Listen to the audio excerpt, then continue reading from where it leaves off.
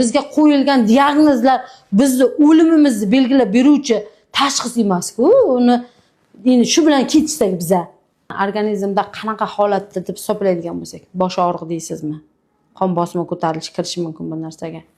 Aynan tanamizdagi charchoq, og'riqlar deysizmi? Umurtqamiz bo'ylab bo'layotgan barcha grija, har xil protruziya, har xil og'riqlar, narsalar deysizmi? Bizdan chiqayotgan har xil terimizdagi oq dog'lar yoki qora bo'lib dog'lar paydo bo'lishi mumkin. Har xil papillomalar chiqishi mumkin. Mana shularning hammasi, hattoki mana bu gijalar yoki aynan vitiligo kasalligini aytib o'tdik biz masalan. Bularning barchasi paydo bo'lishi bo'yicha organizmdagi muvozanati buzilishdan paydo bo'ladigan narsa deb hisoblanadi. Chunki siz dunyoga shunaqa bo'lib kelmagan edingiz-ku, to'g'rimi? Qarilik bor narsa bekordan bekor, masalan, yoshlik, o'smirlik yoki bo'lmasa aynan o'rta yoshli paytimiz, undan keyin esa qarish jarayonida bu o'zi bo'linmagan. Lekin qarish bilan yaxshi qarish bor-da bu yerda.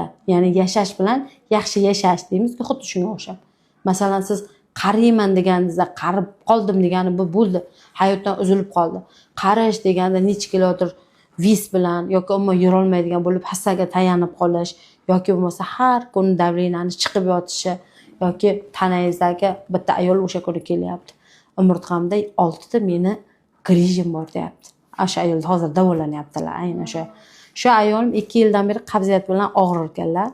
Aynan qabziyatda pikalaksiz umuman men yaxshi bo'lmas edim debdilar. Hozir mana meni oldimdan chiqib ketyaptilar, menga rahmat aytib chiqib ketdilar. Ya'ni pikalaksiz 2 kundan beri hojatlari kelyapti. Qarimaymiz, biz shu turishga yoshligimizcha qolamiz deb hech kimga bu narsani da'vo qilayotganim yo'q.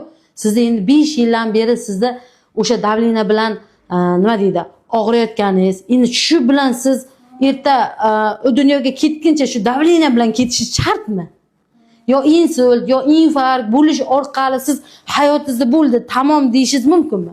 Tasodifiy o'lim degan narsa bor tibbiyotda. Aytadi, o'zingiz ham eshitgansiz bu narsa. Kecha ko'rdim deydi, bugun o'lib qopti deydi. Kecha ko'rdim.